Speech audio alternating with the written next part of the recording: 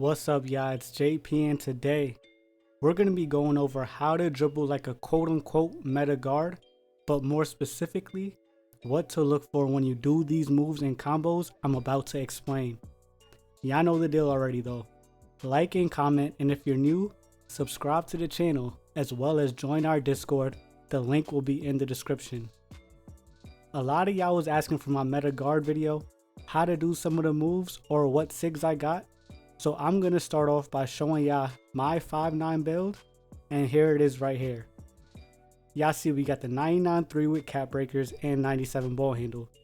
The defense with 92 perimeter and 96 steal, as well as that 73 strength. Feel free to pause the video and screenshot if you want to use this build as a template, but I want to move on to my SIGs and jump shots that I do use. Alright, so here's all of my SIGs. Once again, you can pause and screenshot. But the four most important SIGs we're going to be focusing on is the Steve Francis size up. To do this, just flick your right stick diagonally up to the off ball hand. You can also just go to the side, but we're focused on the crossover in this video.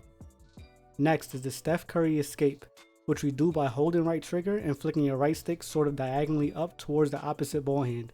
If you're struggling to trigger this, try to angle it a little bit more to the side as an adjustment. Next is the Trae Young behind the back. Hold right trigger and flick right stick diagonally down to the opposite ball hand.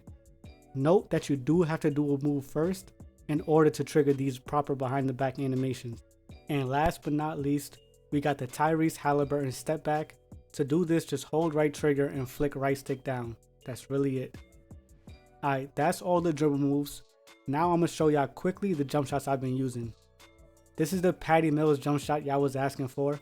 I thought I was using Oscar and Booker on the releases, but it turns out I was actually using Oscar and Baluba. Y'all see it, screenshot it if you need to.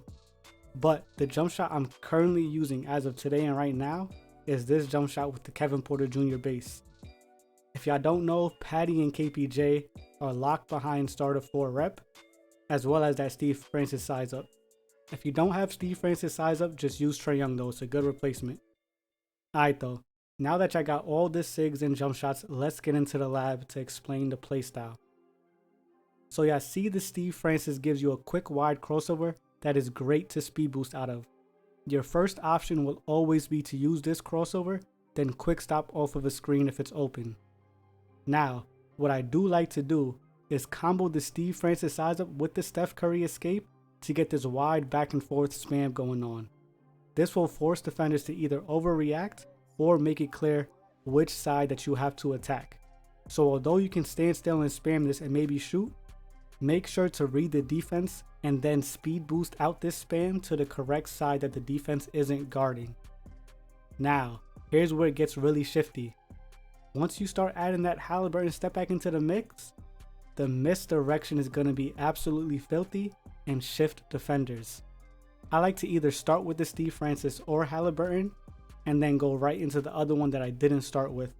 So it's going to be Francis then Hallie, or Hallie then Francis, and obviously you got a speed boost wherever you see fit. Also, throw in that Steph Curry escape. You can see how effective this really is. Now, when you put this into the spam, you're really going to keep your defenders on their toes, and you have to know to attack rather than keep dribbling. This means once you've been going back and forth in misdirection, there's a certain time where you have to attack the defense. Don't just stand still dribbling in that one spot or wherever that spam takes you. Attack downhill to force an even greater reaction.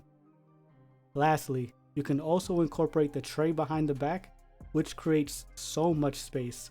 I like to use this one to bait my defender into a screen and get that wide open shot. Or just to create space off the dribble if the defender is really playing aggressive. So yes, this is a left-right playstyle. But you have to understand that these moves force reactions, which is why they are effective. It's best to run out the Steve Francis size up or Curry escape, and it's best to use that Halliburton step back as a shifting move to read the defense. You can also run out of it if it's open. Now, when you practice and lab up and put all this together, you're gonna open a lot of different attacking angles, especially off screens. I showed a couple of clips already while explaining, but let's go over one or two more to summarize what I'm talking about.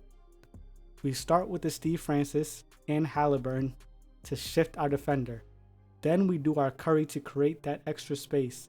Now, at this point, I'm assuming he's going to overreact. So I reuse the Steve Francis and then Halliburton to misdirect him and then attack the opposite side off the screen. And as you see, I'm wide open with take.